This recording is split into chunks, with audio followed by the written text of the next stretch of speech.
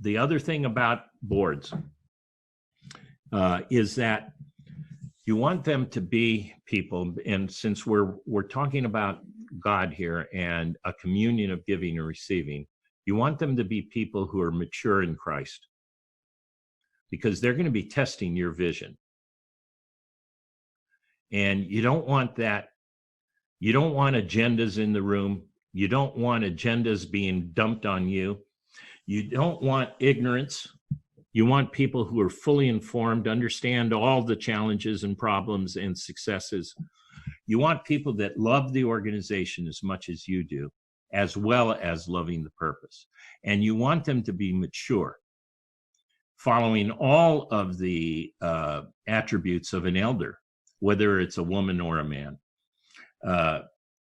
And so that's who, because you're literally trusting the vision God has given you to them, because it's not an accountability structure if you can't be fired. If you can't be fired, you're not in an accountability structure. You're an accountability to just yourself. And that is a dangerous place to build an organization from. I don't know about you, but I don't trust a lot of my ideas. Some of them, particularly the ones that lead me into work, require some testing. Now, we're going to get into an exercise at some point on how this accountability structure works. But if you look carefully at it, if you unpack it and put it under a microscope, there's 4 things going on in this accountability structure. One is you carry the vision. The executive carries the vision. So let me just say it that way. The executive carries the vision. You present that vision to the board. The board doesn't present vision to you. That's backwards. You're the one that's in touch with reality. You're the one that's connected to the day-to-day operations. You're the one that sees all the warts and challenges and obstacles. And you're the one that sees the strengths and weaknesses of your team. And you're the one that's constantly praying and seeking God for vision and understanding and refining and getting right your purpose and your ideas and all the rest of it. You put that all into the picture and you show that to the board and you say, this is what I'm seeing. This is what I think God's telling me to do about it. And this is how I'm going to know it. You're answering the 3 questions for them. They're your accountability structure. They then take the vision that you give them and they test it with you. This is the right process. They are your counselors. They question you. They challenge you. In some cases, they may block you. There were times when, with my board at First Fruit, I was certain they should go in a certain direction with a grant, and they were not. And it was frustrating because I'd obviously put a lot of work in. There was an expectation. I mean, by the time you're working with somebody over a long period of time to shape a grant proposal and get it in front of a board, you've become a volunteer at the table with them. And so you're now an advocate for them to the board. And the board would blunt. Now, it didn't happen a lot, or I probably wouldn't have had my job, but it happened enough that I began to understand that I wasn't always seeing the whole picture, and that God was using my advisors, my board, to straighten me out.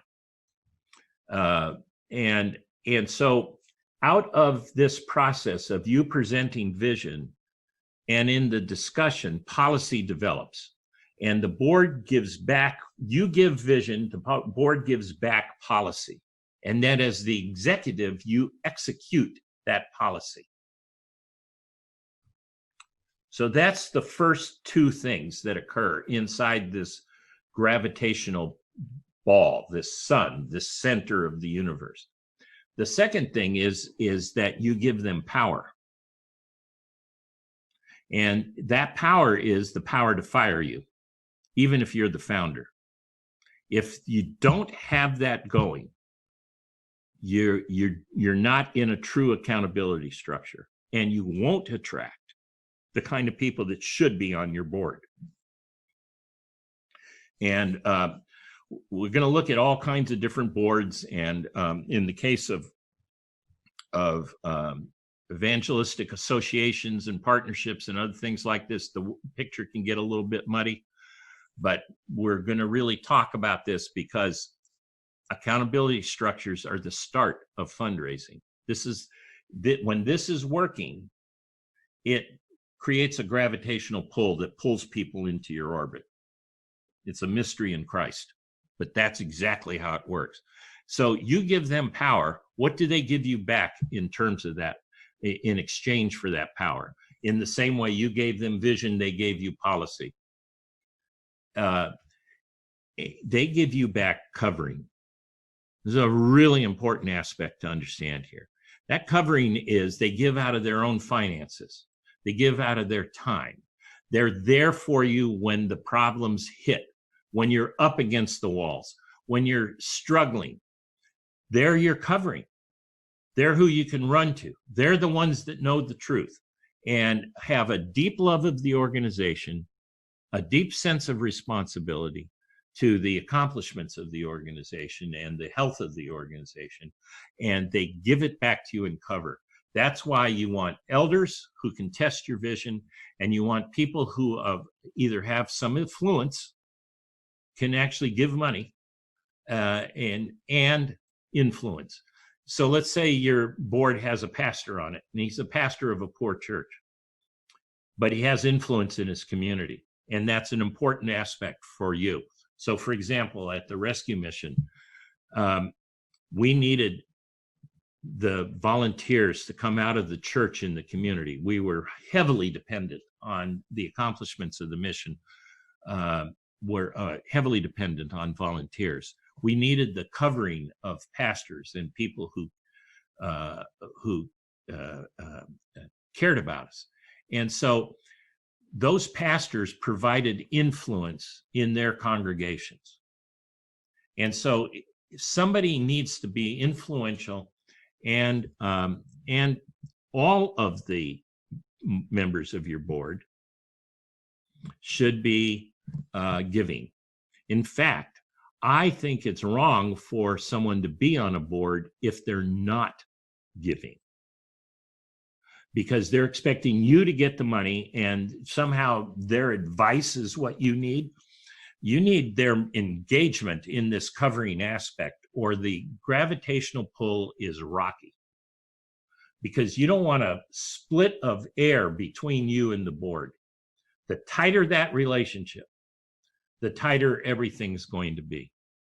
And when it comes to, what do you mean I'm supposed to put rich people on the board? Well, think about it this way. In your community, wherever it is, there are people of prominence and people of significant wealth.